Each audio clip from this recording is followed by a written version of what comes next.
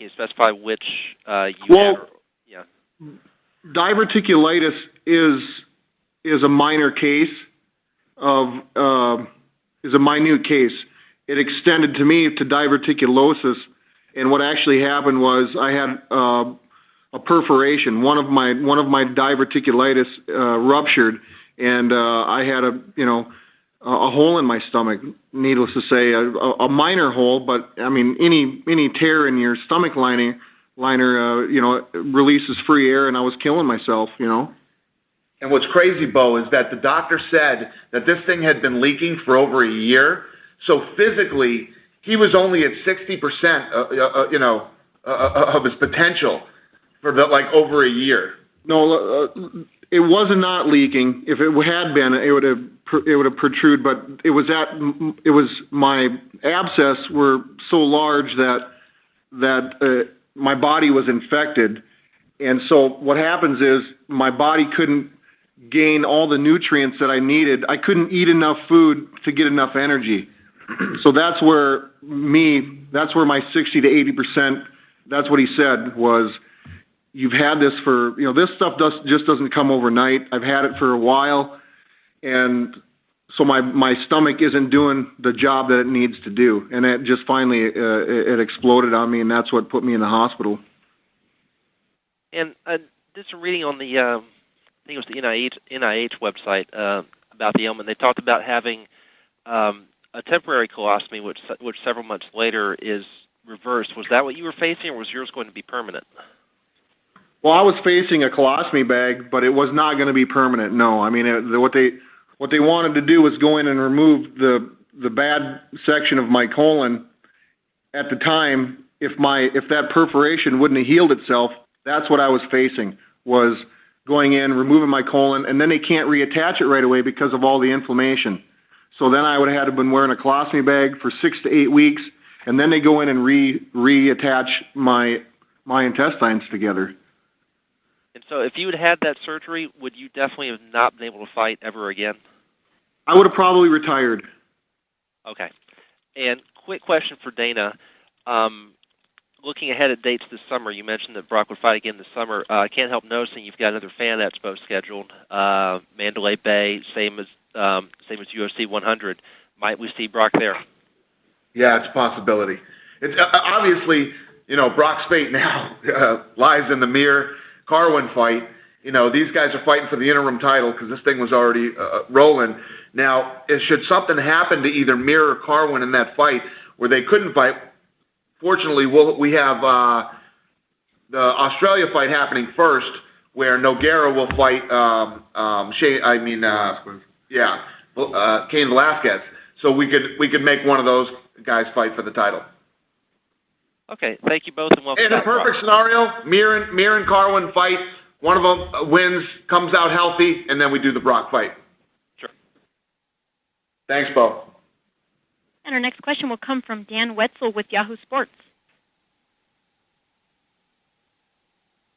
Yeah, hi. This is for both Brock and Dana. Can you start with Brock? Can you?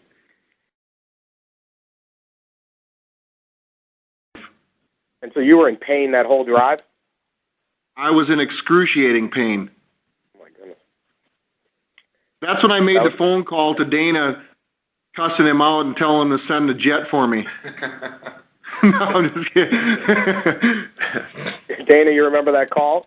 Oh, I remember a lot of calls. Yeah, it was fun. It was a good time. Was that the low point for you, or?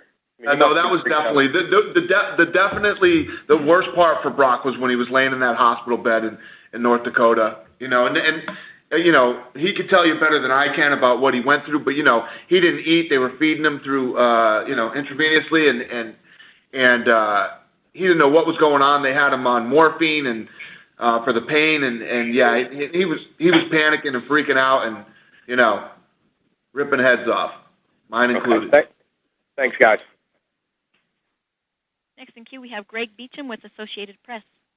We get big-time heat from Canada. Can you just finish that story now and tell us how you got from that place in North Dakota to where you are now and how you feel? Well, I laid in a hospital room in in Bismarck for 11 days. And I got to a point where the doctor, they did a small procedure on me. They went in and drained, they stuck a 6-inch needle through my stomach and drained three pockets and removed 14 cc's of fluid out of my stomach. And the next morning I was able to eat, and that's when I decided, I had enough of the hospital, and then I proceeded to go home. And the following week, I went down to Mayo to get a second opinion because the doctor in Bismarck stated that he wanted me back there in 3 months for surgery, when to allow for all the inflammation to dissipate, and so I went to Mayo to get a second opinion, and those doctors there told me the same answer: you need surgery. And they wanted to do another exam on me, a colonoscopy, a month later or 6 weeks later. From that point on, I went home and I asked them if I could do a little working out. I went into the gym. In the meantime here, I lost 40 pounds. So I wanted to get my weight back, start eating healthier, because what got me here was a total protein diet, not enough fiber, and that's where I was.